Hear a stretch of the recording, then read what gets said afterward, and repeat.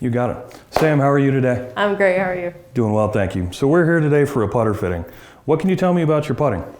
It was a hand-me-down and free, so The price was right. The price was right, Okay. yeah. When it comes to putting, there's two main factors that we're concerned with. We're worried about distance and we're worried about direction. Does one of those typically tend to be an issue for you, or does it just depend on the day? Depends on more on the day, I guess. But in the early of the season, I'm just still warming up to everything. But toward the end, I feel like a lot of it might just be more distance, I guess. Okay, you got it. You're a natural right-handed player, correct? Yes. Any long-term chronic physical restrictions, back, knees, shoulders, elbows? All right. Well, what we're going to do here today is we're going to get some data with your current putter. The machine, which is a data collection tool, looks at where you're aimed at address, where you're aimed at impact, the path of your putter during the stroke, the amount of facial rotation during your stroke, where you're catching it on the putter face, and basically it grades your putting. Now, it's not like school. A low number is not bad. Just might mean that some of your dynamics fall outside what the program deems acceptable variance. When it comes to fitting, I live in the world of consistency. Whatever the player does, I want the player to be able to repeat it, okay? So what I want you to do, just go ahead and roll a few putts, get comfortable being on the platform in the center of attention.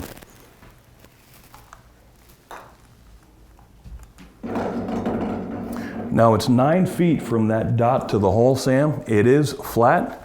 The goal is for the player to be comfortable and make everything they look at, because I want all your natural tendencies to come out. I don't want you to have to worry about break or whether it's uphill or downhill. That makes sense. Go ahead and do one more.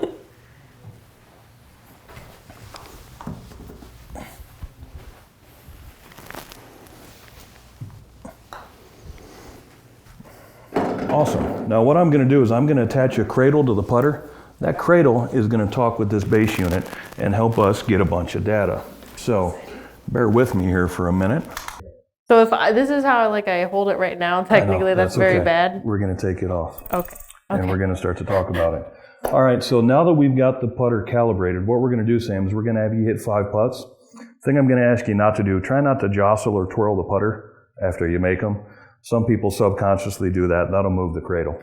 So we're going to get the ball set up for you. Do you use the side stripe or the name on the ball to help you aim? No. Okay. We will put it down so you have nothing up. We're going to have you hit 5 putts. We're going to gather some data and see where you're at. So you can fire when ready.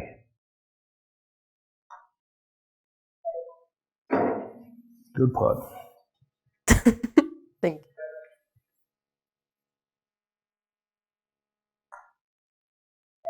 I'll try not to laugh. That's all right.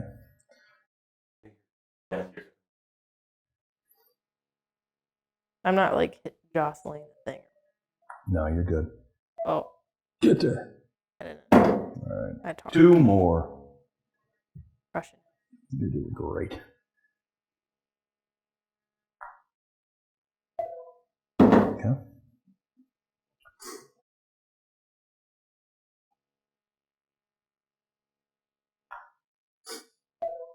All right. So we hit 5 putts. Now we made 3 of the 5. 2 of them we missed up the right side. So if you look at that big screen, Sam, it graded you out at 69%. So again, the things in that blue box, that's what the program looks at. It looks at where you're aimed at address, where your face is pointed to impact, the path of your putter during the stroke, where you're catching it on the face, and the amount of rotation. It measures some timing dynamics, but again, as a fitter, I focus mainly on the consistency grade. So let's get into the nuts and bolts and let's see how they came up with 69 for you. At address, you are aimed 0.3 degrees to the left on average. Now these are the 5 putts you hit over here. So your aim actually goes from almost half a degree open to about 3/4 of a degree closed. That grades you out in the 92nd percentile, which is good. And your consistency grade's good. Again, I want good raw data, but I want the player to be consistent 90% or above. So the shaded gray area down here, that's where we want your dynamics to fall, okay? That's the average for the top 100 European PGA Tour players. Science and Motion is located out of Germany, so they have access to the Euro Tour. So good news, at address, you aim it very well. Now what happens during your stroke? Your club face opens up on average 1 full degree. So we can see a couple of those putts, the amount of face change is kind of getting outside acceptable variance. On average, your club face is 0.7 degrees open at impact. Now, if we look, we've got one that's kind of an outlier here, don't we? That red one is somewhat extreme. I'm going to get rid of that one because I don't want it to skew our data pool. I'm going to go here. We're going to get rid of that one. Boom. All right. So let's see if that changed our data. There we go, 0.4. There we go, graded us out of 75 now. We're still aimed a little bit left, and our club face opens up during our stroke. So again, at impact, you're 0.5 degrees open. So it's human nature to develop habits in everything we do. So because you know that habitually your club face is open at impact, what you've done is you've developed a putting stroke where you pull the ball left in order to get it into the hole. So again, our consistency grade's high, I'm good with that. But all of a sudden our putter path, this hard, almost 3.5 degrees to the left, that grades us out low there and very low in the consistency, right? So again, based on this data, Sam, with an open face at impact and that out to in putting path, you're gonna miss putts on the right side. And again, 2 of those 5, you actually missed where? On the right side. Exactly. So this is your putter. This is the path of your putter during your stroke. So the dotted line is your backswing, right? And the solid line is your forward stroke into and through the ball. Now, this putter that you actually have is a blade, but it has a flow neck. This putter is what's called a toe hang putter. It's got a lot of toe hang. When we hold it, the toe hangs straight down. Got it, yeah. Now, there's some putters that when you hold them like this, it's like that. That face is pointed straight up to the sky. Those putters are called face balance putters. Because of the toe hang nature of this putter, if it fit your stroke, I would expect to see that dotted line coming way inside. It doesn't, does it? Okay? But again, you figured out how to make it work. The worst part about putting is sometimes you putt well, and then sometimes you couldn't hit water if you were falling out of a boat, right? Yes. And on those days, it's frustrating. Yeah. Golf's a game. We're supposed to have fun. What we're going to do is we're going to make it more fun for you today. Awesome. Again, your impact pattern's good, right? I like that grouping. The amount of rotation's good through there. Here's the kiss of death, your face angle relative to the path of your putter. See how that consistency grade's way low? Basically what that means is that your putter face is in a different position and the putter's traveling on a different path every time. It's kind of a harbinger of doom. Tough to be consistent when it's totally different every time. All right, we're going to get some data here. First thing I want to do is check out length. So pretend you're going to get set up to putt that ball. Get your feet set, get your spine set, let your arms hang down. Hold this ball right in between your hands. Point your fingers straight down for me. Go ahead and settle in there. So initial posture, initial setup is incredibly important. I want you to be able to start in that position and maintain that position. Now you said that putter was a hand-me-down, so it may or may not be the right length. Okay, cool. Thank you. I'll take that. So what I'm going to do is I'm going to get a putter that has less toe hang, and we're going to run through that test again. We're going to see how we do. Okay? Got it.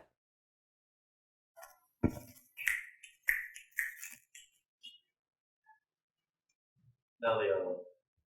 That even roll? She liked the grip. Yeah. But Is that the thing is still if we look, it has way less toe hang than yours, right? but still.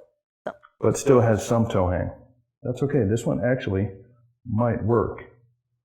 But I'm going to Go with the one that you were going to recommend. Yep. We're going to go this one. So this is a blade. It's a double wide blade though, but you see how it's face balanced, okay?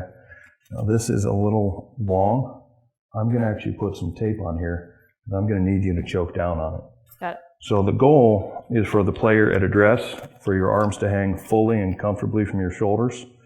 That way you can just kind of swing them back and forth and roll the ball. If a putter's too long, and the player's way up here, they're jammed up, they can't make a smooth stroke. Or if they're choking way down and the putter's too long, it's up here, it just gets in the way. Mm-hmm. Make sense? So,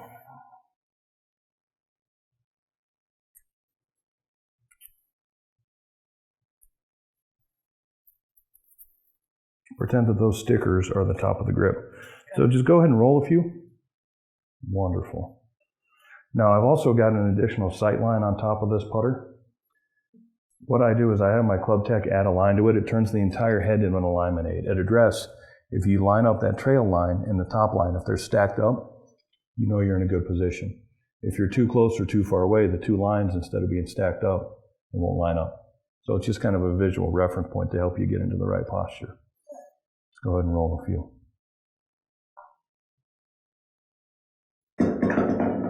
So I'm going to have you hit 5 putts without any of the stuff on the putter, and then I'm going to ask you a question, and then we're going to get data with it. So this putter has an insert in the club face, which means it feels dramatically different at impact because the one you started with was milled, so it was a little bit firmer and actually sounded crisper at impact. You like the firmer, crisper sound, or you prefer kind of the softer, more muted? I guess I've always thought that I like the other one, but like I can feel that I'm pulling it back and forward. I feel like more consistent. So essentially, and that was a question I was going to ask you, does it feel like you were trying to steer this putter more than yours, less than yours, or is it a moot point? Less. Way less, definitely, right? Yeah. And again, because this putter's face balanced, so it wants to stay more on a straight line, whereas the other one, because of the toe hang, wanted to work its way inside. So essentially, you had to try to kind of force it. Right. Make sense? Yes. Cool. Let's get some data. I like the thin ones. I don't like the ones that look like starships. Yeah. Yes, they look like a Klingon warship. It can be a little distracting. Yeah. I think that's just a me preference. Oh, without a doubt. And you know, a lot of it has to do with what we're used to having Yeah. and using and seeing. True. So, I mean, to that end, whenever we change something, right, whether it's the tool or the method, right, there's always going to be a transition period because we develop habits based on the tool we've got in order to get the desired result. Because, again, as I said, it's human nature. You're going to figure out a way. But if we change the tool and make it, quote unquote, fit your tendencies better, there's going to be that transition period where those old habits based on the old tool start to work their way out, right? Mm-hmm. And so what that means is when we start seeing a different result, like say, for example, if you miss a putt left, that's okay. Again, that's a signal that your natural tendencies are starting to come out. So different in this case isn't bad. We want a different result. We want to make more putts. So we just have to accept that something's going to change and it will get better. Actually, probably a lot faster than most people realize. So we're going to have you hit 5 more putts to get some more data. All right, so as I said, because you were using kind of the wrong style of putter, what I'm going to do is I'm going to put something up on top of the ball for you to focus on. If I give your eyes something to focus on, they will, all right? We're going to try to prevent you from watching the putter as you draw it back. So again, whether it's part of the number or part of the word, trust your hands and arms to do what they need to do. That's okay.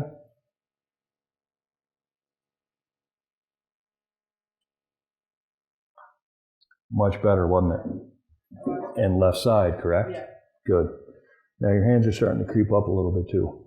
Let those, there you go, let them hang. That was way better, wasn't it? Good. Again, length of the putter is very important. Yeah.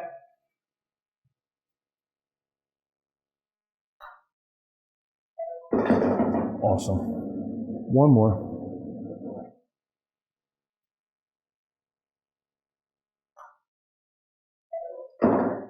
That was great. So all of a sudden, if we look, the numbers changed dramatically, didn't they? Again, we only had 1 green column before, right? Mm-hmm. Now we've got 2, and our putting's at 74, but let's get into it and let's look at it. So here we go. Our initial aim, we even kind of changed it some, didn't we? Yes. Because before you were aimed to the left. So the addition of that high sight line allowed you to aim the putter way, way more consistently. And we're going to be honest about it. This one Looks is like the almost outlier. 3 times what the other ones were, right? Yep. We'll keep an eye on it. If that dark blue one is still an outlier, we'll get rid of that one, okay? Perfect. So our initial aim's way better. Now, a club face opens up, but less than it did with the putter you walked in with, right? Addition, how about this? The path of your putter, we almost improved that by 50%. Look at this one. That green one's a big outlier, right? Yes. I'm going to get rid of that one because that's the one that's kind of really skewing our data. So watch this. This is where it's going to be really cool. So all. How about that? Oh, all So 4 in now the green. Every category is green. Look at your aim. Almost dead square. The Dang. club face still opens up, right? That's a habit Yeah. that you ingrained Mm-hmm. because of that putter. So we're a little bit open. And again, I could get rid of that one just because it's a little bit extreme, right? Mm-hmm. I'm not worried about it. But look at your putter path. You were more than 3 degrees across it before. Now you're just over 1. And look Dang. at how consistent it is, Wow. right? I mean, that is incredible. Now you caught some maybe a little towards the toe, maybe a little towards the heel. I'm not worried about that. Face angle relative to path. You remember where that one was? Not looking too hot. Not nearly where this one is. So again, much better face to path relationship. So here we go. Now that Scotty Cameron's a putter that you've had for a long time. This double wide is one that's been in your hands for about 5 minutes. Mhm. We're higher in every category, right? Yeah. Jumped almost to 80% overall. So initial aim, we improved that by almost half a degree. When again, 1/10 of a degree is the difference between making and missing at 9 feet. Face change, we're not going to reinvent the wheel. The way you move it is going to be that way for a little while, but we improved it. Club face doesn't open up nearly as much. And we improved our consistency score. Face at impact, we're a little more open. And again, that's just because we improved our aim. We didn't tweak that face change enough just yet. Look at the difference in the path of your putter. That's night and day. Yeah. And the Crazy. consistency grade's off the charts. Awesome. Look at that face to path relationship. That's a 1.8 degree improvement. And look at the consistency grade. I mean, that's goofy. Again, I'm not worried about that impact spot. And here's the thing. So impact time is time from the end of your backswing into the ball. Mm-hmm. Look at how much more consistent the tempo of your stroke was because you weren't fighting the way that putter's designed. Right. So net, you had the right shape of putter. You just didn't have the right dynamic type of putter. Yeah. Most people just say, but it's a Scotty Cameron. This has to be a good putter. Yeah. Yeah. Well, it is a good putter for somebody. It's not for you. Yeah. That's like having a beautiful pair of Manolo Blahniks that are size 4. They're gorgeous shoes, Mm-hmm. but they don't fit your feet, Yes. right? Fair. You wouldn't wear them just because they're gorgeous if they hurt your feet really bad. So I'd put you in something more face balanced. How And interesting. again, I'd probably go like I love 33 it. inches. Okay. Pretty snazzy, right? Yeah.